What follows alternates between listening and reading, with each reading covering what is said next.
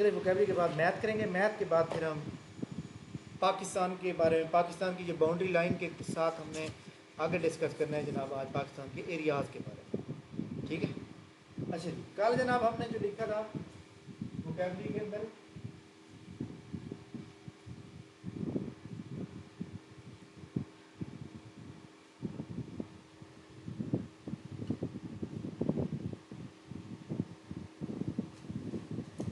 Last word हमारा था I think abject. आगे लिखेंगे जनाब A B J U R, abjure, A B J U R E, abjure. इसके साथ आप सिनोनियम आप लिखेंगे फॉरसेक, फॉरसेक के साथ आप लिखेंगे रिनाउंस, RENOUNCE, ठीक है। इसके उलट भी साथ लिख लें ताकि हम एक ही बार जो है इसके मीनिंग लिखें। SANCTI, section, APPROV, approve.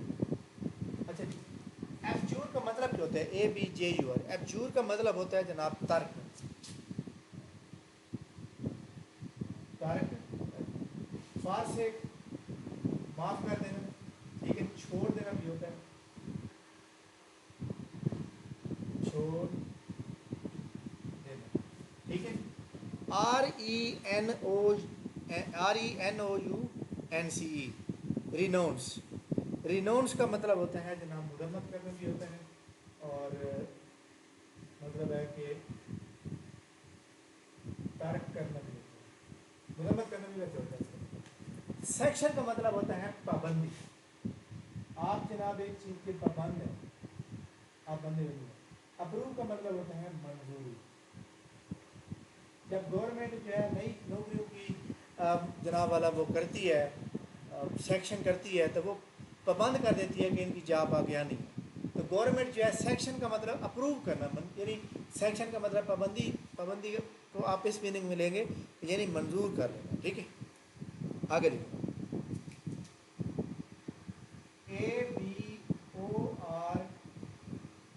ABORTIV, अबार्टिव, अबार्टिव।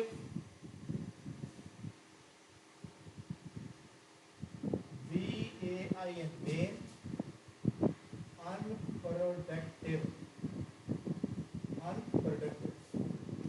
इसके साथ आप इसके उलट भी लिख लें,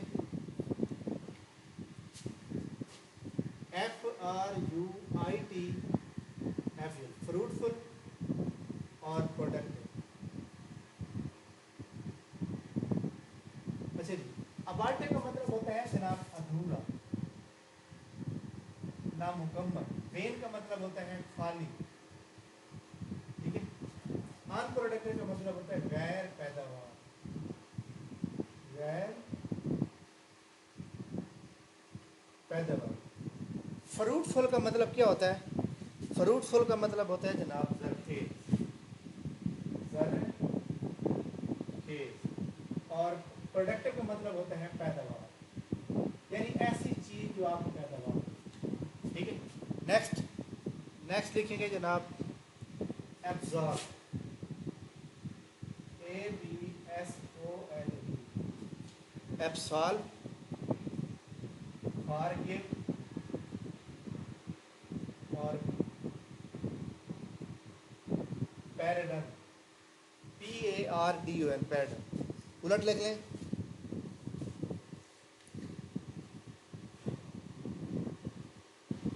ACCUSE, एक्सक्यूज, कंपेल, ठीक है। एब्जॉल्व का मतलब क्या होता है? ABSOLV, एब्जॉल्व का मतलब होता है जनाब माफ करना, माफ करना। फॉरगिव का मतलब ये होता है माफ करना, ठीक है। पैराडन का मतलब होता है माफी, ठीक है। COMPEL, कंपेल और एक्सक्यूज। कंपेल का मतलब होता है, एक्सक्यूज का मतलब होता है मजबूर, सॉरी मजबूर में लिखेंगे, कंपेल का लिखें मजबूर, ठीक है। मजबूर भी उस कह सकते हैं, मजबूरी भी कह सकते हैं। और एक्सक्यूज कहते हैं इल्ज़ाम, यानी जब किसी के ऊपर इल्ज़ाम लग जाता है तो वो मजबूर हो जाता है। ठीक है, तो उसकी मजबूरी बन जाती है। आगे लिखें, next, ACCOR, accord, agreement,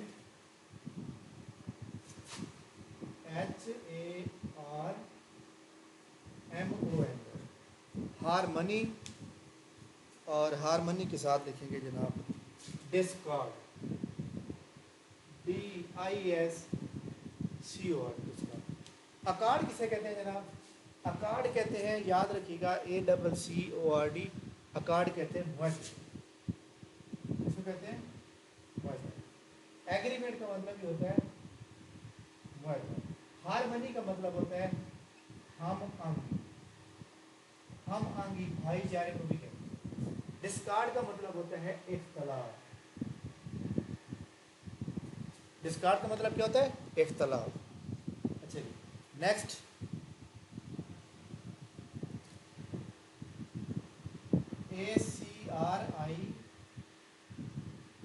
ACRIMON, एक्रमनी, ACRIMON, एक्रमनी।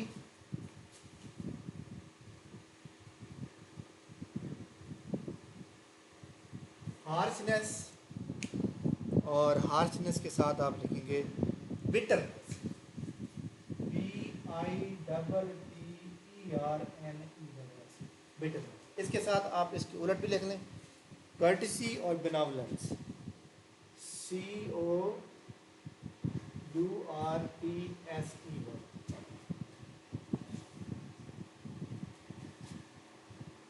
Courtesy और BENEVOLENC,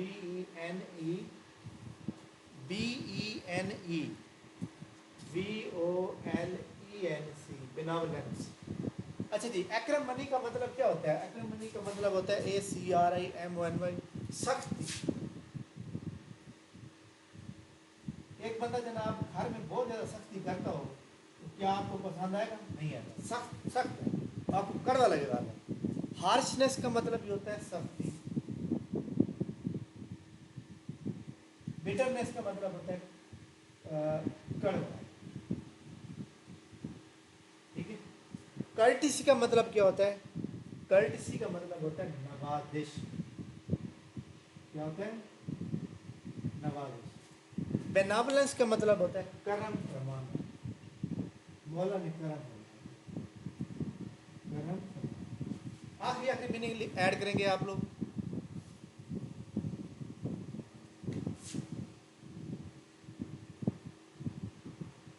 ADAMANT, एडेमनेट, स्टबर्न,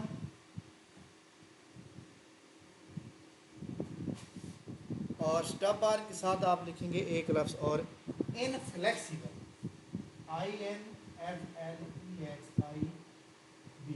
इनफ्लेक्सिबल, ठीक है। उलट लिख लेंगे जनाब, सॉफ्ट और फ्लेक्सिबल। अच्छा जी, एडेमेंट का मतलब क्या होता है? ADAMANT, एडेमेंट का मतलब होता है जनाब अटल। स्टबर्न का मतलब होता है जिद्दी, ठीक है। इनफ्लेक्सिबल का मतलब होता है गैर लचकदार, जिसके अंदर जनाब कोई लचकदार ना हो, जैसे हमारे खान साहब, ठीक है। सॉफ्ट का मतलब होता है नरम, नवाजी। फ्लेक्सिबल का मतलब होता है लचकदार, ठीक है। अच्छा, तो ये जनाब मीनिंग थे। मैं इसका आपको ये बता देता हूँ, कोई मीनिंग अगर आपको जो है नहीं समझ आया, मैंने आपका वॉल्यूम अनम्यूट कर दिया है। सबसे पहले आप ये बताइएगा कि वाइट बोर्ड क्लियर आ रहा है नज़र, और आवाज़ ठीक है, और आपको सारे समझ आ गए? जी जनाब।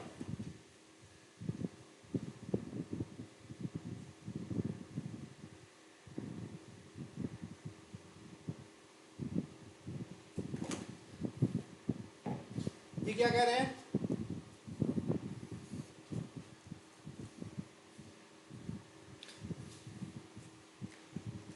समझ आ गया? नोट कर लिया?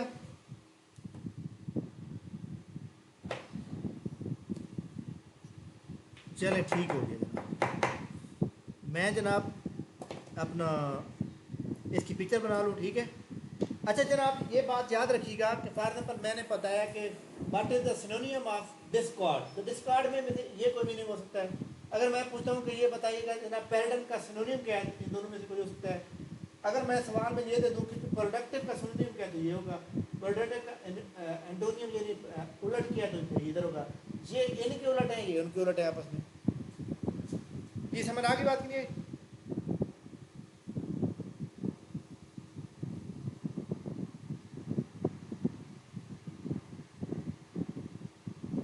जी जनाब, समझ आ गई बात की नहीं आई?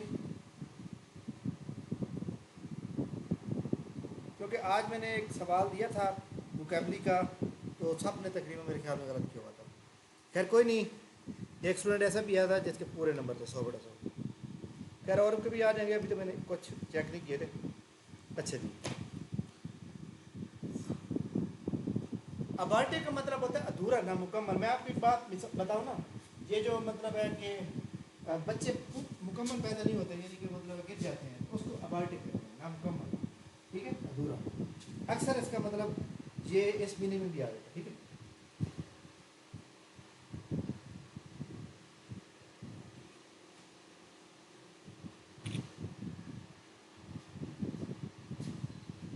जी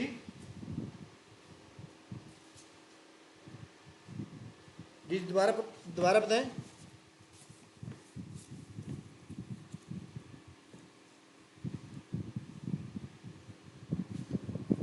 यार देखो ना, अबार्टिव का मतलब अधूरा, खाली, नामुकम्मल।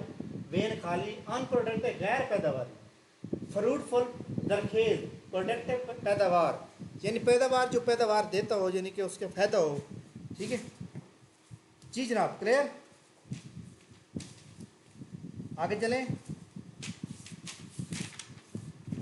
अच्छा जी, अब मैथ के सवाल आपने करने हैं, मैथ के सवाल आपने करने हैं, और आपने जनाब मैथ के सवाल तकरीबन 5-7 हम करेंगे, ठीक है। अगली हमारी पूरी स्लाइड जो है मैथ के ऊपर।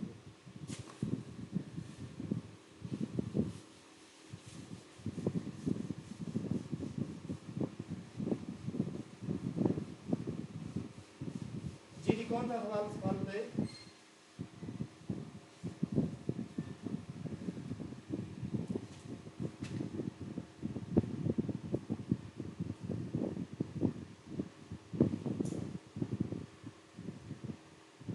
जी जी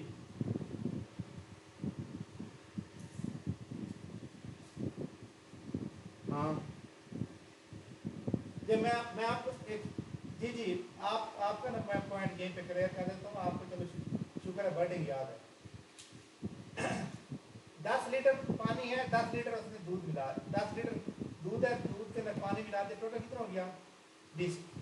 ये किसके पास है? ये वालिद, ये वालिद ने किया। अब बेटे ने क्या करना है, बेटे ने इसमें से 15 लीटर निकाल दिया। 15 लीटर निकाल लिया उसने। 15 में से बताएं 7.5 लीटर पानी हो गया, 7.5 लीटर वो हो गया।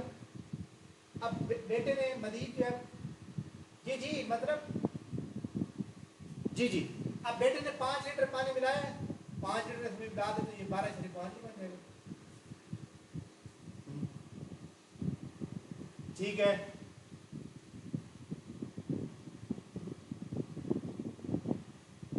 ठीक,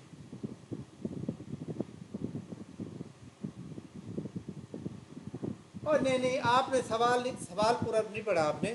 उसने कहा कि बेटे ने 20 लीटर में से 15 लीटर निकाली है, और फिर 5 लीटर मजीद ऐड किया है। ये आप उसकी स्टेटमेंट पूरी पढ़े। फिर उसने 5 लीटर मजीद ऐड किए, उसके पास 7.5 लीटर पानी हो गया, 7.5 लीटर मिल्क हो गया, तो टोटल 15 लीटर उसके पास हो गया।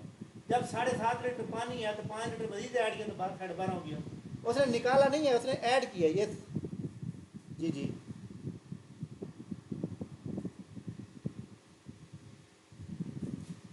यार, उसने दूध कहाँ से निकाला है? उसने जो बाप का दूध पड़ा था वही निकाला है ना। इस 20 लीटर में मुझे ये बताएं कि कितने लीटर पानी है, कितने लीटर दूध है? 10-10 है। जब 15 निकालेगा तो आधा दूधों का आधा पानी होगा, तो 7.5 लीटर पानी है, 7 आधा लीटर दूध है। बेटा 5 लीटर मजीद पानी ऐड करेगा इसी में ऐड करेगा, तो उसके पास हो जाएगा 20 लीटर। ठीक है, अब पानी की मिकदार इधर कितनी हो जाएगी, 7.5 और 5 12.5 प्लस 7.5 टोटल 20 हो गया, तो ये 12.5 लीटर जवाब।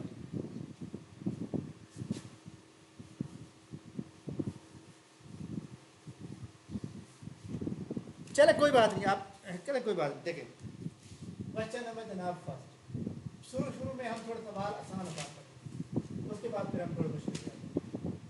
ये -8 की जनाब पावर है 4, जवाब क्या है ये अब आपने बताना है, इसका जवाब आप लोगों ने। अच्छा जी, क्वेश्चन नंबर 2, इफ x is equal to 4, y equal to 2, then x plus y का स्क्वायर। ठीक है, अच्छा जनाब एक बात याद रखिएगा कि अगर माइनस जो है मल्टीप्लाई हो माइनस के साथ, जवाब प्लस आता है। अगर माइनस मल्टीप्लाई हो प्लस के साथ, जवाब माइनस आता है। प्लस मल्टीप्लाई हो माइनस के साथ, जवाब माइनस आता है। अगर प्लस मल्टीप्लाई हो रहा है प्लस के साथ, जवाब प्लस आएगा। ठीक है, और अगर हम दो चीजें हैं, फॉर एग्जाम्पल मैं कहता हूँ जनाब -4 है, -4 है, जवाब कितना आएगा, -4 है माइनस, जवाब 4 और 4 कितने हो गए 8, तो फिर इन दोनों में जमा होना है। लेकिन जब जमा नफी कर रहे हैं, ये तो मल्टीप्लाई करने लिखा ना, लेकिन अलामत माइनस की होगी, माइनस का, यानी माइनस का 4 है, माइनस का 4 तो माइनस का 8 होगा। ये बात भी आपको रखना है। यहाँ पे जनाब जब पावर जो है ना, ऊपर जो पावर है ये हमारे पास अगर होगी ना इवन में, इवन एक होता है ओड और एक इवन जो होता है वो हमारे पास आपको पता है कि जिसको हम जुफ्त कहते हैं, और ओड जो होता है जिसे हम ताक कहते हैं। तो इसका जवाब किस में आएगा, इसका जवाब प्लस में आएगा। अगर यहाँ पावर हो फॉर एग्जाम्पल 3 हो, 5 हो, 7 हो, फिर इधर माइनस, तो यहाँ पे 2 4 6 8 चीज होते हैं इवन का 4 पावर। आपने क्या करना है कि 8 ज़रब 8 ज़रब 8 ज़रब 8। ठीक है, पावर क्या है, इवन में अलामत प्लस की। 8 8 64 64 को 8 से मल्टीप्लाई करें, 8 को मजीद मल्टीप्लाई करेंगे उस जवाब के साथ, जवाब आ जाएगा आपके पास 40 96। ठीक है, पीपीएस में सवाल पूछे था। नेक्स्ट सवाल कि x बराबर है 4 के, y बराबर है x और y क्या निकालेंगे, x प्लस वाई, ये हमारे पास जवाब क्या है, इसके अंदर जनाब जवाब आप 0 रख देगा क्योंकि ये मौजूद है यहाँ पे, और x और y का स्क्वायर। x की कीमत कितनी है 4, x की कीमत 4 लिखेंगे, y कितनी है, y की 2 लिखेंगे, होल का स्क्वायर इज इक्वल टू 0। इसको अब आप मतलब है कि सबसे पहले आप क्या करें, इन दोनों को जनाब वाला वो करना है। हाँ जी, ये बताइएगा जनाब कि इनका दोनों का जवाब क्या है। सबसे पहले आपको पता ना ब्रैकेट खत्म करते हैं, ब्रैकेट के लिए इन दोनों क्या करेंगे 6 को जमा, जवाब क्या आ जाएगा, जवाब आ जाएगा 36। ये नहीं होगा कि जनाब 4 की पावर लें तो 16 बन जाएगा प्लस 2 की, तो 20 जवाब, ये 20 जवाब गलत है क्योंकि हमने ब्रैकेट खत्म करनी थी। ब्रैकेट खत्म की तो ब्रैकेट के लिए 4 और 2 जमा होते हैं, 6 की पावर 2 36 जवाब। इस सवाल के अंदर यही पॉइंट था कि कुछ लोग क्या करेंगे 4 का स्क्वायर अलग ले लेंगे, 2 का अलग ले लेंगे, 4 4 16 2 2 4 20 जवाब है, गलत है। पहले आप ब्रैकेट खत्म करें, 4 और 2 कितने थे 6, 6 की पावर 2 जवाब 36। क्लियर बात। Question number 3, 1000 divided by 10 1 lakh, क्या जवाब है, पॉइंट के अंदर जवाब आता है। अब इसका तरीकाकार 2 है, आपने 2 तरीकों से सवाल इसको कर सकते हैं। अब तरीकाकार पहला क्या है, पहला ये है कि जनाब 1000 है, 100 है और तकसीम हो रहा है इसके ऊपर 1 लाख, 1 लाख में 5 इधर आप क्या करेंगे पॉइंट लगाएं, क्योंकि पॉइंट जब तकसीम नहीं हो रहा तो यहाँ 0 जाता है, नहीं जाता, फिर एक 0 लगाएं, इधर भी एक 0 जाता है, नहीं जाता, फिर एक और 0 लगाएं, जाता है, या एक और 0 आ रही, ये 5 0, ये भी 5 0। अगर इसको 1 से मल्टीप्लाई करें तो ये पूरा का पूरा 1 लाख हो गया। दूसरा तरीकाकार क्या है, दूसरा तरीकाकार या 100 यहाँ पे लिखें, 1 लाख नीचे लिखें, ठीक है, क्या करेंगे, ये सिफर इसके साथ, ये सिफर इसके साथ, ये एक इसके साथ, बाकी कितनी जीरो बच गई, और यार जीरो ज्यादा लग गई, 100 डिवाइडेड बाई 1,00,000, ठीक है, ये सिफर इसके साथ, ये सिफर इसके साथ, ये एक इसके साथ, बाकी कितनी जीरो बाकी है, दो, तो दो जीरो इधर लगा दें, एक जो होता है वो पॉइंट के बराबर होता है, पॉइंट यहाँ लगा दें, क्या जवाब आ गया, जवाब आ गया 0.001, वो जवाब है। जैसे आपको इजी लगे मैथ आपने वैसे ही करना। 3 सवाल हो गए जनाब, आगे चलते हैं।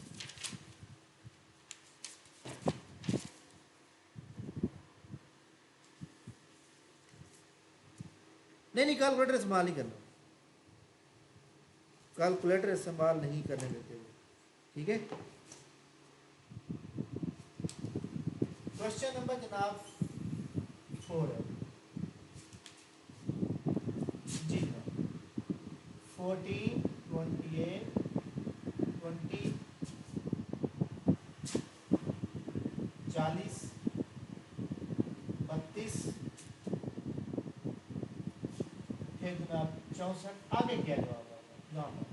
देखिए जी, आपके सामने 2-3 तरीके होंगे किसी भी सवाल को हल करने के लिए, आपने 2 से 3 तरीके अपनाने हैं। कैसे, आप पहले इन दोनों का फर्क कराएं, इन दोनों का क्या फर्क है जनाब, +14, इन दोनों का क्या फर्क है, -8 करें, इन दोनों का क्या फर्क है, +20 करें, इन दोनों का क्या है, -8 करें। यहाँ पे एक बात क्लियर हो रही है कि पहले 14 है, फिर -8 है, फिर 14, 20 है, फिर -8 है, तो यहाँ पे इसका मतलब है कि फ़र्क सही नहीं है। अगर यहाँ पे 14 होता तो फिर सही था, तो इसका मतलब है इसको हम कहते हैं सिंगल सीरीज। ये सिंगल का नहीं, इसको डबल से चेक करेंगे। डबल से कैसे चेक करेंगे, डबल से चेक करने के लिए याद रखिएगा कि हम एक पहला जो नंबर है ना, ये पहला नंबर तीसरे के साथ जाएगा, तीसरा नंबर पाँचवें के साथ जाएगा, पाँचवा सातवें के साथ, दूसरा नंबर चौथे के साथ, चौथा फिर छठे के साथ। अब इनका फ़र्क देखते हैं, अगर ऊपर नीचे फ़र्क सेम है तो सवाल सही है। कैसे, 14 और 20 में कितना फ़र्क आ रहा है, +6 लग रहे हैं, इसमें कितना आ रहा है, इसमें जनाब +12 करें, 32 आता है। अब यहाँ पे क्या बात हुई, यहाँ पे ये बात हो गई कि 6 को 2 से मल्टीप्लाई करें तो 12, 12 को 2 से मल्टीप्लाई करें तो कितना जवाब जाएगा, 24, +24, 24 और 32 कितने होते हैं, 56 होते हैं, ठीक है। लेकिन ये बात तो क्लियर हो गई ना भाई, पीछे जो भी फ़र्क आया ना उस फ़र्क ने अगले से 2 से मल्टीप्लाई करना, जैसे 6 को 2 से मल्टीप्लाई करें 12, 12 को 2 से मल्टीप्लाई करें 24। लेकिन अब ये सवाल कब ठीक होगा, अगर ऊपर वाला फ़र्क भी सेम है। देखिए इन दोनों में फ़र्क कितना है, इन दोनों में फ़र्क है 12 का, +12, इन दोनों में कितना फ़र्क है, 24 का। इसका मतलब क्या हुआ कि 12 को 2 से मल्टीप्लाई करें 24। अच्छा जी, अब फार नंबर मैं आपको कहते हैं 56 भी दिया हुआ है, ये बताएं यहाँ पे कितना जवाब आएगा, अगर ये नंबर भी से बोल, अब ये वाला भी से, अब कितना जवाब आना चाहिए, यानी यहाँ फ़र्क कितना आना चाहिए, ये फ़र्क बताना जी जनाब। 48, very good.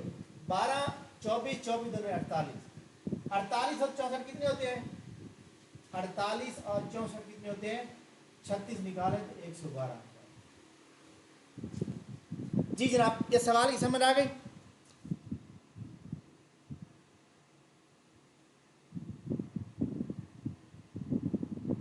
Question number 5,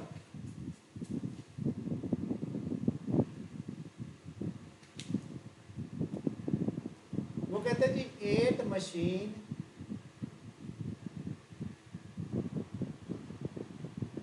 complete task in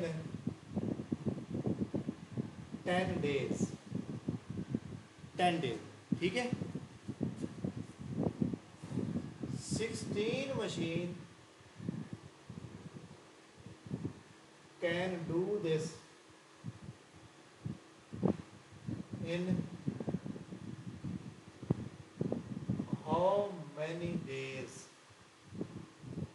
वो कहते हैं जनाब हमारे सामने क्या चीज़ दी हुई है, मशीन 2 बार दी हुई है और 1 दिन दी है। हमने क्या लिखना है, हम यहाँ पे लिख देंगे जो चीज़ मौजूद है उसको हम लिखेंगे यहाँ पर। ये हमारे पास जो सवाल है ना, ये रेशियो प्रपोर्शन, मशीन और यहाँ पे आप लिख देंगे डेज। जो चीज़ मालूम करनी होगी ना आपने यहाँ पर, ये सिंगल प्रोपोर्शन है। वो कहते हैं जी अगर 8 मशीनें होना तो वो जनाब 10 दिन में एक काम वो खत्म हो जाएगी। अगर मशीनों की तादाद डबल कर दें तो जनाब कितनी बनेगी, यहाँ एक्स लगा दें। अब आपने सवाल को समझना है, इसके अंदर एक होता है डायरेक्ट प्रोपोर्शन और एक होता है इनडायरेक्ट प्रोपोर्शन। अगर डायरेक्ट और इनडायरेक्ट प्रोपोर्शन को आप समझ लेंगे तो इंशाल्लाह ताला जनाब आपको कभी भी किसी भी जगह पे सवाल गलत हो सकता है। ठीक है, कैसे? सबसे पहले डायरेक्ट प्रोपोर्शन क्या होता है? डीपी का मतलब है डायरेक्ट प्रोपोर्शन। डायरेक्ट प्रोपोर्शन में क्या है कि ये एक तीर का निशान इधर जा रहा है तो इसके साथ दूसरा तीर का निशान इधर जा रहा है, एक तीर का निशान इधर आ रहा है, दूसरा निशान भी इधर आ रहा है। वजह यह है कि जनाब आप एक हॉस्टल में रहते हैं और आपके साथ आपका एक दोस्त रहता है। आप सुबह के टाइम उठते हैं तो आपका दोस्त भी उठ जाता है, आप नाश्ता करते हैं तो वो भी नाश्ता करता है, आप खाना खाते हैं तो वो भी खाना खाता है, आप फुटबॉल खेलते हैं तो वो भी फुटबॉल, कॉलेज जाते हैं, यानी दोनों काम सेम करें 24 घंटे। इसको कहते हैं डायरेक्ट प्रोपोर्शन। एक बंदा इधर जा रहा है जनाब वाला ईस्ट की तरफ, तो दूसरा भी ईस्ट की तरफ जा रहा है, एक इधर जा रहा है, यानी इसका मतलब यह है कि अगर एक क्वांटिटी बढ़ेगी तो दूसरी भी बढ़ेगी, एक कम होगी दूसरी भी कम होगी। सेम रिएक्शन को हम कहते हैं डायरेक्ट प्रोपोर्शन। अब आ जाएं आप इनडायरेक्ट प्रोपोर्शन। इनडायरेक्ट प्रोपोर्शन भी कहते हैं और इनवर्स प्रोपोर्शन भी कहते हैं। अगर एक बंदे के मुहार इस साइड पे है तो दूसरे का मुंह इस साइड पे है, एक का इस साइड पे है तो तीसरे का इस साइड पे है, यहाँ उलट रिलेशन है। कैसे? आप सो रहे हैं, आपका दोस्त पढ़ रहे हैं, आप खेल रहे हैं, आपका दोस्त सो रहा है, आप कॉलेज जा रहे हैं, आपका दोस्त घर वापस आ रहा है, यानी इसलिए इधर उलट रिलेशन है। एक चीज़ बढ़ रही है तो दूसरी कम हो रही है, एक चीज़ कम हो रही है दूसरी बढ़ रही है। अब आपने यहाँ पर खुद बताना, हमने जब भी सवाल हल करना है, हम सवाल लिखने के बाद यहाँ पे लगाएंगे इक्वल का साइन। क्या चीज़ मालूम करनी है? एक्स, एक्स को ऊपर लिखेंगे और नीचे एक्स के अगेंस्ट क्या चीज़ दी दिन दी में कितने 10। ये हमने एज डिफॉल्ट हर सवाल में ऐसे ही करना है, जब भी हमने हल करना है ऐसे लिखना। अच्छा चलो जी, 8 मशीनें 10 दिन में काम करती हैं। अगर मशीनों की तादाद 8 थी अब हो गई है डबल, इधर बढ़ रही है क्वांटिटी। अब आप खुद बताएं, अगर आपके घर में काम हो रहा है, 8 मशीनों में 10 दिन में काम खत्म करना था, तो उन्होंने अगली दफ़ा 8 की बजाय 16 मशीन, जहाँ बताएं दिन काम लगेंगे ज़्यादा। जी जनाब, काम लगेंगे। देखें ना, जब मशीन ज़्यादा हो, अब एक चीज़ यहाँ बढ़ रही है दूसरी कम हो रही है, कौन सा रिलेशन है? इनडायरेक्ट है। जब भी डायरेक्ट प्रोपोर्शन आएगा तो आपने डायरेक्ट प्रोपोर्शन के लिए याद रखिएगा कि तीर का निशान ऐसे लगा, और जब इनवर्स प्रोपोर्शन होगा तो तीर का निशान ऐसे लगा। अब हमारे पास इनवर्स प्रोपोर्शन है, हम तीर का निशान इस तरह लगाएंगे। ठीक है, तीर का निशान कहाँ से शुरू है? इस साइड, जिस साइड से शुरू होगा वो क्वांटिटी ऊपर आ जाएगी, 8/16।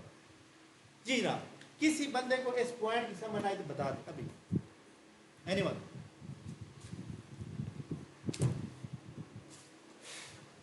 ये डायरेक्ट प्रोपोर्शन और इनवर्स प्रोपोर्शन जिसको समझ नहीं आए वो भी बता दें, ताकि यहाँ से दोबारा शुरू हो।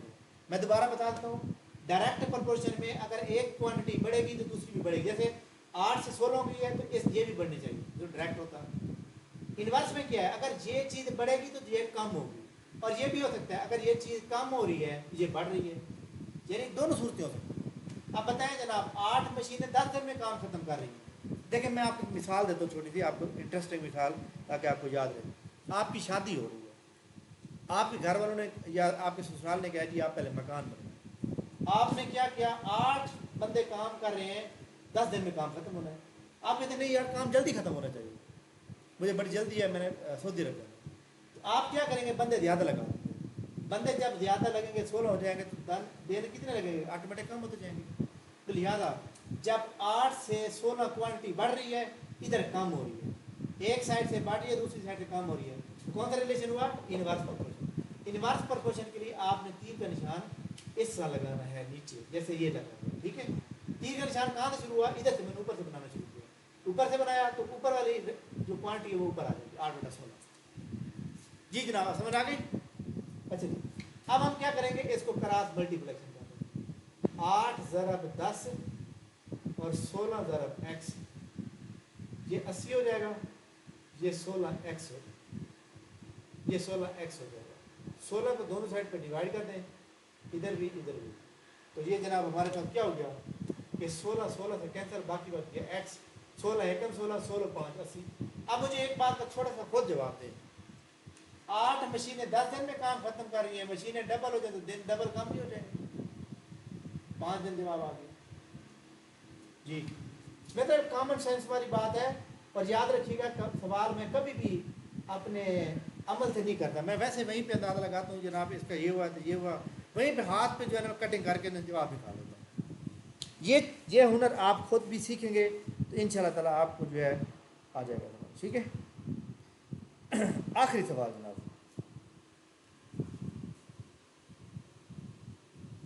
Find average. एवरेज फाइंड करनी है जनाब आपने। एवरेज फाइंड कैसे करेंगे जनाब कि वो कहते हैं जी 5/6 है, 3/4 है और 4/3, ये आपको एवरेज बताना है। एवरेज का फार्मूला जो होता है ना, एवरेज किसको कहते हैं? एवरेज उर्दू में कहते हैं औसत को। एवरेज के लिए आपने याद रखनी है लफ्ज, एक होता है हमारे पास एवरेज, एक होता है मीन, एक होता है अरिथमेटिक मीन, वॉल्यूमेट्रिक है, अरिथमेटिक मीन, सबका एक ही मतलब है, सबका एक ही मतलब है। प्रोफेसर बीनेश सहबक वॉल्यूमेट्रिक है। अच्छा जी, एवरेज मीन अरिथमेटिक मीन सबको एक जैसा कहते हैं। फार्मूला क्या है? फार्मूला जनाब, और याद रखिएगा इसको एक्स बार भी कहते हैं स्टैट के, ठीक है, एक्स बार। खैर फार्मूला क्या है? फार्मूला ये है कि सम ऑफ ऑल टर्म, टर्म कहते हैं जो नंबर दिए होते हैं, डिवाइडेड बाय टोटल टर्म, जैसे टर्म की जगह ना नंबर ले, यानी डिवाइडेड बाय टोटल टर्म या डिवाइडेड बाय टोटल नंबर, ठीक है। अब देखिए हमारे सामने क्या है, हमारे सामने जनाब ये है कि 5/6 प्लस 3/4 प्लस 4/3 डिवाइड कितने करें, कितने नंबर है? 1 2 3, तो 3 जनाब डिवाइड हो जाएगा। यहाँ पे देखें जी सिंपल सवाल होता तो हम जमा करके डिवाइड, यहाँ लेकिन यहाँ पे क्या है कि 5/6 4/3 3/4, इसके लिए हम क्या करेंगे? इसके लिए जनाब सबसे पहले हम ऊपर वाला पोर्शन हल करेंगे। ऊपर वाला पोर्शन हल करने के लिए हम क्या करेंगे, ये बकिया ही क्वेश्चन नंबर 6। अच्छा कैसे करेंगे ये देखें, 5/6 प्लस 3/4 प्लस 4/, इसका लेंगे एलसीएम, क्योंकि दरमियान में पहले चपरासों का एलसीएम लेंगे। एलसीएम इसका आ जाएगा जनाब 12, इसको डिवाइड करेंगे तो ये 10 आ जाएगा, इसको 3 में 9 आ जाएगा, ये जनाब 4 तक 16, तो 10 9 19 16 35/12, 35/12 जवाब आ गया। डिवाइड किया है, डिवाइड जनाब 3 है। अब ये 3 जो है ना याद रखिएगा, ये 3 डिवाइड हो रहा है दोनों के ऊपर, एक के ऊपर नहीं होता, दोनों पे डिवाइड होगा तो आप क्या करते हैं 35/12 जरा 3 नीचे डिवाइड मल्टीप्लाई कर देते हैं, तो जवाब कितना आ जाएगा? जवाब आ जाएगा जनाब 35/36। अगर सवाल इस तरह होता कि ये जो डिवाइड हो रहा है ना, ये वाला जो डिवाइड ये सिर्फ इसके ऊपर होता तो फिर ये 3 ऊपर मल्टीप्लाई होता अकेले के साथ, लेकिन ये दोनों के ऊपर है तो लिहाजा नीचे वाले के साथ नाम मल्टीप्लाई।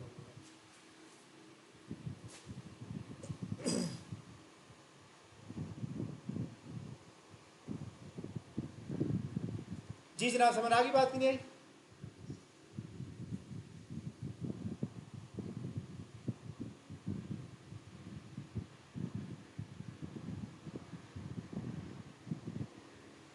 जी जी मैं दोबारा बता देता हूँ, आवाज़ कट गई थी थोड़ी सी। जी जी मैं आपको बताता हूँ, आपने दोनों सूरतें जो है ना याद रखनी है, क्योंकि इसमें सवाल पेपर में आते रहते हैं। ये देख लें मैंने क्या लिखा है, मैंने लिखा है जनाब 5/2 तकसीम 2। अब ये जो 2 है ना ये इसके ऊपर डिवाइड हो रहा है, इसके ऊपर। ऐसी सूरत में मैं क्या करूँगा, 5/2 ज़रा 2 ऊपर क्या जवाब आ जाएगा? 5 × 10/2, जवाब आ जाएगा 5, ठीक है। अगर ये समझ आ गया, अगर इस तरह ना हो, अगर सवाल इस तरह हो कि 5 तकसीम 2 तकसीम 3। इसका क्या मतलब है? इसका मतलब है ये 3 इसके पे डिवाइड हो रहा है, इसके ऊपर भी। फिर आप क्या करेंगे? 5/2 ज़रा 3, जवाब कितना आ गया? 5/6। तो ये सूरत हाल भी वैसे ही है। आपने 12 को 3 से मल्टीप्लाई किया। जी समझ आ गया अब आपको?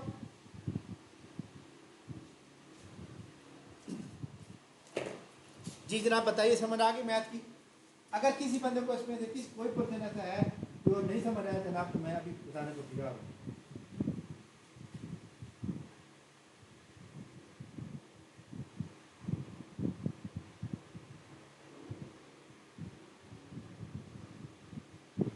मैं जनाब स्क्रीन शॉट इसका ले लूँ ताकि बाद में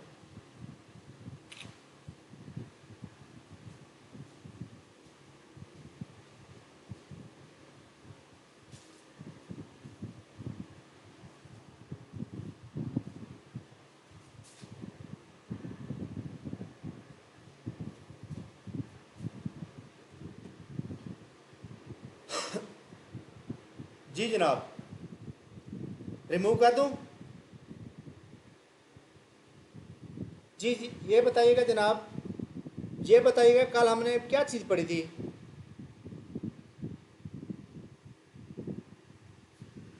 कल हमने क्या चीज़ पढ़ी थी? अच्छा ये बताइएगा कि पाकिस्तान की बुलंद तरीन चोटी कौन सी है? आपका टेस्ट हो रहा है, यानी मैं रोज़ाना थोड़ा सा 2-3 मिनट के लिए पूछ लूँगा। जल्दी जल्दी बताइए, पाकिस्तान की बुलंद तरीन चोटी कौन सी है? ठीक हो गया। K2 कौन से रेंज में आती है?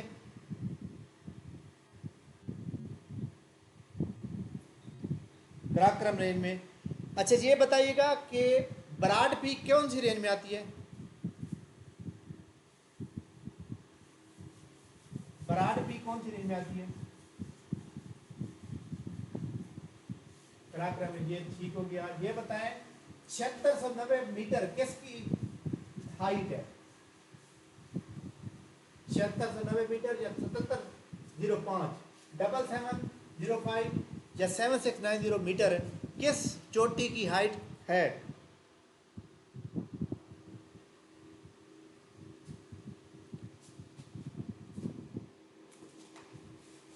कौन सी? नहीं नहीं, चले ये बताएं हिंदू कश रेंज की जो बुलंद तरीन चोटी है उसका क्या नाम है? हिंदू कश रेंज की तेरचमीर की कितनी हाइट है? बताएं तारचमीर की कितनी हाइट है? नहीं पता? तारचमीर की जनाब हाइट वही जो आपको मैं बता रहा हूँ, ये वही वाली है। ठीक है। अच्छा जी हमारे सामने जनाब जो पाकिस्तान के एरियाज़ हैं हम उसके बारे में पढ़ेंगे, उसके बाद पाकिस्तान के ग्लेशियर के बारे में पढ़ेंगे। पहले आज हमने क्योंकि रकबा पढ़ना था, रकबा पाकिस्तान का कैसे डिवाइड है तो वो पढ़ेंगे। ठीक है। बल्कि आज रकबा पढ़ने की क्लास थोड़ी लेट स्टार्ट हुई थी, इसलिए क्लास रकबे के ऊपर ख़त्म कर देंगे। अच्छा देखिए जी हमारे सामने यहाँ पे आप क्या लिखेंगे? Area of Pakistan. Area Pakistan 2020 के सर्वे के मुताबिक पाकिस्तान का एरिया 7,96,96 मुरबा किलोमीटर ख़त्म हो गया। अब मुरबा पाकिस्तान का जो अपडेटेड एरिया है वो अब आपने याद रखना है। हमने तब्दील से पढ़ना। हमारे पास याद रखिएगा कि हमारा जो मुल्क है, इस तरह मैंने आपको निशान बना के दिया था।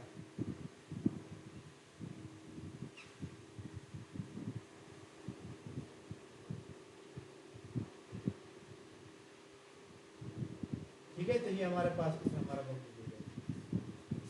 ये जो पोर्शन है, ये वाला पोर्शन इसका हो गया, ये पोर्शन इसका हो गया। ठीक है, तो ये अब आपको मैं यहाँ पे नाम नहीं लिखूंगा, मैं रकबा लिखूंगा। ठीक है, ताकि आप जो है मतलब है कि उसको आराम से डिफाइन कर सकें। ठीक है, अब आपको सारा पता है अच्छी तरह से। सबसे ज़्यादा जो रकबा है ना पाकिस्तान में, सबसे ज़्यादा रकबा वो है बलोचिस्तान का। समझिए पाकिस्तान का आधा है, 3,47,190 किलोमीटर स्क्वायर। ठीक है, उसके बाद दूसरे नंबर पे आ जाता है जनाब पंजाब। पंजाब का जो रकबा है वो कितना भला? जी जनाब, एनीवन जिसको पंजाब का पता है? 205 344 किलोमीटर स्क्वायर, ये रकबा पंजाब का है। ठीक है, उसके बाद तीसरे नंबर पे पाकिस्तान का जो रकबा है वो जनाब सिंध आती है। सिंध का जो रकबा है वो है जनाब 1,40,914 किलोमीटर स्क्वायर, 1,40,914 किलोमीटर स्क्वायर। इसके बाद केपीके का याद रखिएगा, ये वाला जो क्वेश्चन है ना, ये वाला क्वेश्चन, ये वाला क्वेश्चन, इसको हम कहते हैं फाटा, FATA। फाटा को जनाब अब जो है ना 2018 में इमरान खान की जब हुकूमत आई तो उन्होंने फाटा को ख़त्म करके केपीके के अंदर मर्ज किया। ठीक है, लेकिन हम दोनों का रकबा लिख देते हैं ताकि आपको कोई कंफ्यूजन ना हो। अगर केपीके की बात की जाए तो हमारे पास केपीके का रकबा 74,521 प्लस ये फाटा का करेंगे तो फाटा का जो रकबा है वो है 27,220। 27,220 इन दोनों को जमा कर लें, 1 4 5 2 7 7 11 7 2 और 1,01,741 किलोमीटर से क्या दोनों का बनता है। लेकिन अब अगर केपीके को रकबा पूछे तो आपने 1,01,741 किलोमीटर से केर ही बताना। ठीक है, इसके बाद हमारे पास जनाब गिलगित बल्तिस्तान आ गया। जी जनाब, एनीवन जिस बंदे को गिलगित बल्तिस्तान के रकबे का पता हो? अच्छा चले, इस्लामाबाद, ये हमारे पास ये वाला जो क्वेश्चन है ना, ये वाला, इसको हम इस्लामाबाद कहते हैं। इस्लामाबाद का जो रकबा है वो है जनाब 914 किलोमीटर स्क्वायर। कितना? 914 किलोमीटर स्क्वायर। और ये हमारे पास है आज़ाद कश्मीर, 13,297 किलोमीटर स्क्वायर। इसके बाद हमारे पास जो एरिया है क्या कहते हैं उसको, गिलगित बल्तिस्तान का, ज़्यादा किया GB का जो एरिया है पाकिस्तान के अंदर वो भी काफ़ी सारा एरिया है। गिलगित बल्तिस्तान का जो एरिया है वो जनाब पाकिस्तान का एक किस्म का समझ लें कि केपीके के बराबर का है। वो बनता है जनाब 72,971 किलोमीटर स्क्वायर। अब इस सारे को हम करते हैं जमा, तो ये तकरीबन कितना बनता है बड़ा? 8,81,000, ये आगे ये वाली जो फिगर है ना आखिरी, यानी 8,81,000 समथिंग है। ठीक है, ये मैंने आपकी तरफ से लिख दिया, 8,81,000 समथिंग जो है आप पाकिस्तान का टोटल रकबा है। और ये जनाब आपने याद रखना है पाकिस्तान का। ठीक है जी जनाब, एनीवन जिस बंदे को रकबे की समझ ना आई, क्लियर बात? जी जनाब बोले तो सही, रकबा आपको समझ आ गया कि पाकिस्तान का हदूद अरबा जो है वो किस तरह बना हुआ है। ठीक है, अब मैं आपको एक बात बताता हूँ, अब मैं आपको यहाँ पे थोड़ा सा मजीद एक लेक्चर में ऐड करते हैं कि जनाब पूरी दुनिया का जो नक्शा है ना, मैप, वो पूरी दुनिया क्या है? गोल है, सब गोल है। तो ये दरमियान में क्या है? ये दरमियान में ज़मीन को दो हिस्सों में डिवाइड करती है खत इस्तवा, या जिसको हम इक्वेटर लाइन कहते हैं, EQUATO, इक्वेटर लाइन। ठीक है, इक्वेटर लाइन जो है ना, इसके बाद इस साइड पे सारी बर्फ़ है जनाब, इधर भी सारी बर्फ़ है। उसके बाद इस पोर्शन में कोई बर्फ़ नहीं है, लेकिन एक ऐसा पोर्शन है दुनिया के अंदर जहाँ सबसे ज़्यादा बर्फ़ है, और वो है जनाब यहाँ पाकिस्तान के अंदर, जिसको हम कहते हैं सियाचिन ग्लेशियर। क्या कहते हैं उसको? बोला सियाचिन ग्लेशियर। दुनिया की बुलंद तरीन बैटल फील्ड कौन सी है? बैटल फील्ड, बैटल में जंग का मैदान, दुनिया का बुलंद तरीन जंग का मैदान कौन सा है? पाकिस्तान और इंडिया के दरमियान 1999 में जो जंग लगी थी ना, सियाचिन के पहाड़ के ऊपर लगी थी, तो इसको highest battle field of the world भी कहते हैं। ठीक है, ठीक समझ आ गई बात की? अच्छा जी, एक अभी सवाल पे कमेंट किया कि सर ओमान से पाकिस्तान ने रकबा खरीदा। बिल्कुल, ये वाला जो रकबा है ना, ये वाला रकबा पाकिस्तान, इसको कहते हैं गवादर। ठीक है, इसको पाकिस्तान ने जो है 1958 में ख़रीदा था, $30 लाख में। फिरोज़ खानून वज़ीर आज़म थे, उन्होंने जाके ओमान मस्कत के बादशाह के पास बैठ गए थे, अपनी बीवी के साथ गए थे, 4-5 दिन लगा के आए रकबा। ठीक है, तो ये रकबा पाकिस्तान में खैर ये रकबा अब इसके साथ मिक्स है। अच्छा जी, तो हमारे सामने जनाब ये जो सियाचिन ग्लेशियर है वो जनाब यहाँ इस जगह पे कराक्रम रेंज जो मैंने आपको यहाँ पे बताई थी ना, ये आपने ऐसे रख लें जी। ये कराक्रम रेंज जो है यहाँ पे जनाब वाला, ये बल्कि थोड़ा सा गलत बन रही है, ये थोड़ी सी वो चेंज करें। ये जो जगह है ना, ये वाली जगह, ये सारी की सारी, इसको हम कहते हैं सियाचन ग्लेशियर। क्या कहते हैं? सियाचन ग्लेशियर। यहाँ पे बड़ा अहम सवाल है। सवाल क्या है? सवाल ये है जनाब कि पाकिस्तान के ग्लेशियर कौन सी रेंज में आते हैं। पाकिस्तान के पास सियाचन ग्लेशियर है, बियाफ्रा ग्लेशियर है, एक और दो छोटे मोटे और भी हैं। तो याद रखिएगा कराक्रम रेंज के अंदर ग्लेशियर आते हैं सारे। All glacier are present in Karakoram range. क्या लिखेंगे?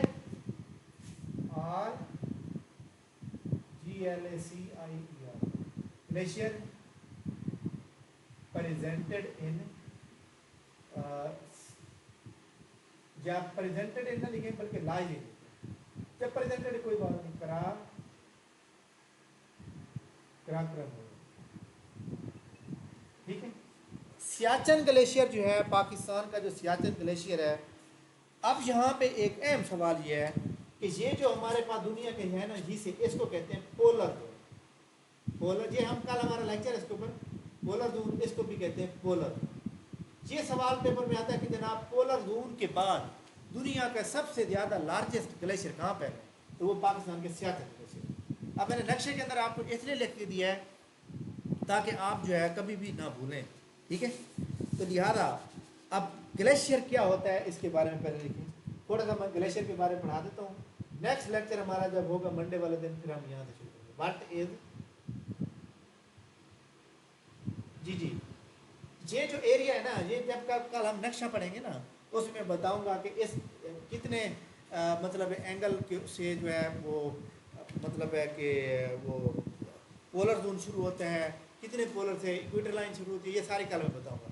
लेकिन ये वाला जो आखिरी पोर्शन है ना, ये तकरीबन कोई 67.5 डिग्री से लेकर 90 डिग्री तक, इसको कहते हैं पोलर जोन। इधर भी 67.5 डिग्री से लेकर 90 डिग्री तक, इस एरिया को भी पोलर जोन कहते हैं, इसको भी पोलर जोन कहते हैं।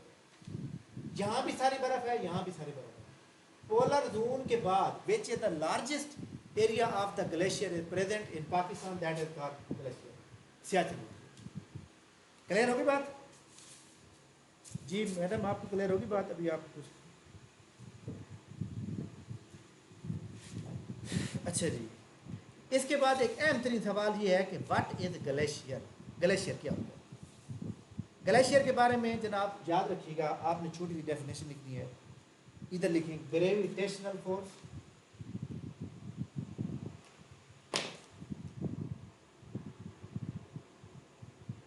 GRAVITATIO, gravitational force. Gravitational force 100 MPS metre पर सेकेंड मूवमेंट।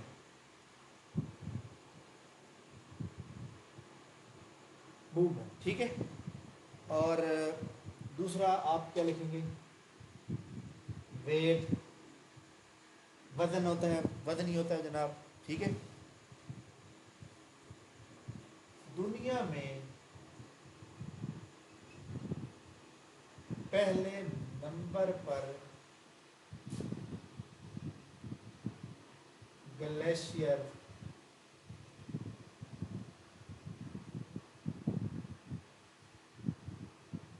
दुनिया में पहले नंबर पर ग्लेशियर पोलर जोन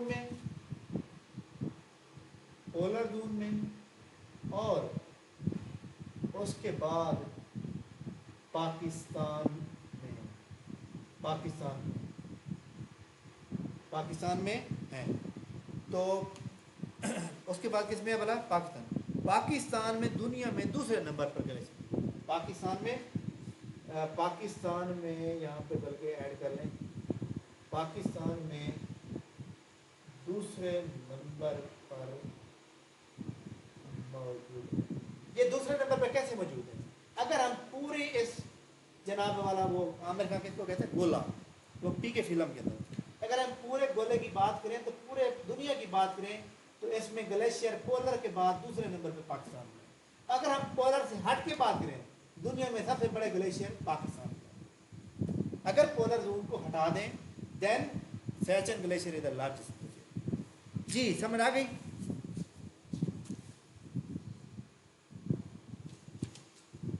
जी जी बिल्कुल। पाकिस्तान के जनाब कौन कौन से ग्लेशियर है? पाकिस्तान का एक ग्लेशियर है सियाचन, SIACN, सियाचन ग्लेशियर। पाकिस्तान का जो दूसरा ग्लेशियर है उसका नाम बदल गया है, उसका नाम है जनाब बालटूरा, BALTUR, बालटूरा ग्लेशियर। और दूसरा है जनाब आई थिंक ब्याफर, BIAF, ब्याफर। यहाँ पे देखें ना, ये पाकिस्तान का जो है कश्मीर हो गया और ये इंडिया का जो है किस जगह पे जाम सियाचन के ऊपर, ठीक है। और इस वक्त जो सियाचन के ऊपर कब्जा है वो इंडिया का है, ठीक है। और वहाँ पे बर्फ़ के ऊपर बैठना बहुत कोई आसान काम नहीं है। और यहाँ से हम जनाब टॉपिक को आगे इंक्रीज़ करेंगे, ठीक है। तो आपने जनाब इसको अच्छी तरह याद कर लेना है। जी जी ये मैं बता, अभी हमने देखें मैं बताता हूँ, अभी हमने इसको जहाँ तक पढ़ा है, अभी हम सियाचन के बारे में मज़ीद पढ़ेंगे कि सियाचन की लेंथ कितनी है, इसके अंदर और क्या खूबी है, बालटूरा की क्या है, ब्याफर क्या है। याद रखिएगा पहले यहाँ सियाचन आता है, ऐसे यहाँ लिख दें, उसके बाद बालटूरा आता है और उसके बाद एंड में यहाँ ब्याफर आता है, ठीक है। ये मैं आपको वैसे बताऊँ, बट इसके ऊपर हमारा ये लेक्चर जो है यहीं पे वाइंड अप करते हैं। तो कल इंशाल्लाह लेक्चर जो है ना राइट टाइम 8:30 बजे स्टार्ट हो जाएगा, ठीक है। तो एनी क्वेश्चन जनाब, आपके पास 5 मिनट हैं, आप कोई भी सवाल पूछ सकते हैं, एनीवन।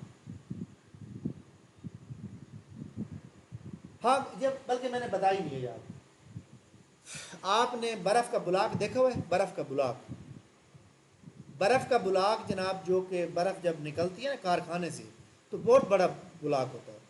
ये 10 मीटर पर सेकेंड, 10 मीटर आप खुद लंबाई कर लें, उतना बड़ा जनाब वाला वो एक बुलाक को जो हम ग्लेशियर कहते हैं। मतलब ऐसी चीज़ जो बहुत वजनी और आप हिला भी ना सकें, ठीक है।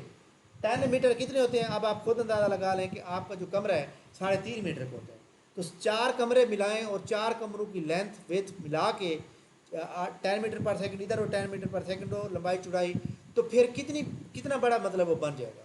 इस वक्त याद रखिएगा, अल्लाह ताला का करम चेक करें कि पूरे सर्दियों के अंदर पाकिस्तान के अंदर यहाँ पे बर्फबारी होती है, गर्मियों में यही बर्फबारी पिघल के दरियाओं में आता है पानी, जिससे हमारा ज़मीनें ज़रखेज़ होती हैं, जिससे हमारा नहरी निज़ाम चलता है, ठीक है। क्योंकि इंडिया ने तो पीछे सारे बार्डर बना दिए, वो बार्डर आके जनाब डैम बना दिए। क्या चीज़?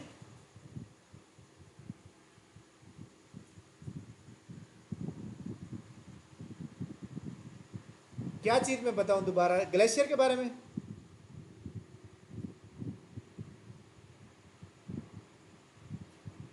बियाफ्रा, BIAFAR है, बियाफ्रा, BIAFAR, बियाफ्रा ग्लेशियर, ठीक है। अच्छा जी, ये बात क्लियर हो गई। जब एक बात बहुत ध्यान में रखिएगा कि जब एक ऐसा वज़न जो आप हिला भी नहीं सकते, जिसकी लंबाई 10 मीटर पर सेकंड हो, जो हैवी वेट रखता है, उसको हम ग्लेशियर कहते हैं। पूरे सर्दियों में यहाँ बर्फबारी होती है, जहाँ पे जाना वैसे नो गो एरिया है, यहाँ कोई नहीं जा सकता, आर्मी बैठी हुई है, ठीक है। तो यहाँ पे जनाब वो जाते हैं। और अगर आप यूट्यूब पे सर्च करें ना भाई, लोग जो है कराक्रम की जो चोटियाँ कैसे अबूर कर रहे हैं, तो आप देखेंगे कि कितना मुश्किल काम है। यानी आपने एक मौत को दावा दे दिया कि मैं आ रहा हूँ मरने के लिए, ठीक है। किसी भी वक्त ऊपर से बर्फ़ गिर गिर के आपको अपनी लपेट में ले सकती है, ठीक है। जी जनाब, एनी अदर क्वेश्चन? कल हमारा लेक्चर होगा वर्ल्ड मैप के ऊपर, ठीक है। वर्ल्ड मैप के ऊपर जो लेक्चर होगा ये बहुत अहम लेक्चर है, क्योंकि पूरी दुनिया का जो नॉलेज है ना वो इस वर्ल्ड मैप के अंदर है, और वर्ल्ड मैप के ऊपर सबसे ज़्यादा सवाल पेपर में आते हैं। जी जनाब, एनी क्वेश्चन? Any question?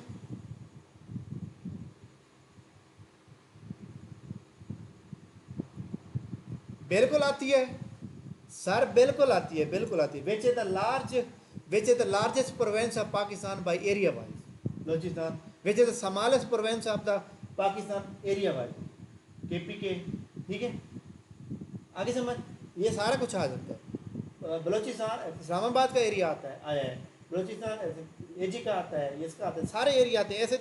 ये एक बात याद रखें, जो भी सवाल, आप तो वैसे पुराना स्टूडेंट है रिजवान, जो भी मैं यहाँ पे लिखवाता हूँ मैं टू द पॉइंट चलता हूँ। वजह क्या है कि टू द पॉइंट जब आप करते हैं तो आपके पेपर में वही चीज़ आई पर होती है, ठीक है। तो आपको एक बात याद रखिएगा कि एक बंदा जनाब एक काम को करता है ना एक बार और वो उसमें कामयाब हो जाता है, उसके बाद ठीक है चल रहा है, जैसे जैसे भी चल रहा है, वो आगे गलतियाँ करेगा। एक बंदा एक काम को करता है, वो उस काम को नहीं कर पाता, वो 10 से 15 बार ट्राई करता है, नहीं कर पाता। ये बताएं, जो पहली बार बंदा सीख गया था और जो बंदा 15 बार भी नहीं कर सका, दोनों में ज़्यादा तजर्बा किसके पास है? एनीवन। उस मशीन को समझने का ज़्यादा तजर्बा 15 वाले के पास है। क्यों? उसको सारा पता चल गया कि जनाब ये पहले क्यों गलत हुई, बाद में क्यों गलत हुई, वैसे ये पहले वाले को कुछ भी नहीं पता। तो लिहाजा ये याद रखिएगा कि मैं ये सारे फोर्स फेस से गुजर के आया हूँ, मुझे पता है कि जनाब किस है कैसे कितना किसका मेरिट बनता है। मैं पहले बता देता हूँ। जी जी जी जी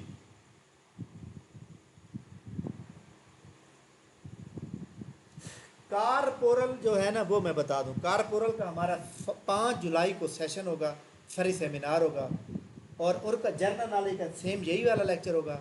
लेकिन जो कारपोरल का अपना लेक्चर होगा ना, वो हफ्ते वाला दिन एक बार होगा करेगा। कैसे होगा? क्योंकि उसके अंदर 70% जनरल नॉलेज है, 80% जनरल नॉलेज है, 20% आएगा उसका सब्जेक्ट रिलेटेड, यानी नेक्टा का आ जाएगा और टेररिज्म एक्ट आ जाएगा, ये 2-4 CTD टेररिज्म, ये सारे 2-4 आ जाएंगे उसके ऊपर हम। और आपको ये पता होना चाहिए, अल्हम्दुलिल्लाह मैंने वो पोस्ट शेयर की थी, भाई स्टूडेंट हमारे कैसे सेलेक्ट हुए। CTD में मेरे 2 स्टूडेंट बैठे हुए, ठीक है, और ये उन्होंने मैंने उनसे CTD के जो एक्ट हैं वो सारे ले लिए, ठीक है, भाई कौन कौन से हैं, और माइट भी पॉसिबल कि मैं वो भी लूँ, फ्री सेमिनार में उनको भी ऐड करूँ। लेकिन प्रॉब्लम यह है कि वो सीक्रेट जॉब है, वो सामने आ नहीं सकते। मसला ये है, मतलब अभी मैंने एक इंटरव्यू करवा के रिकॉर्ड कराना था उसका। जी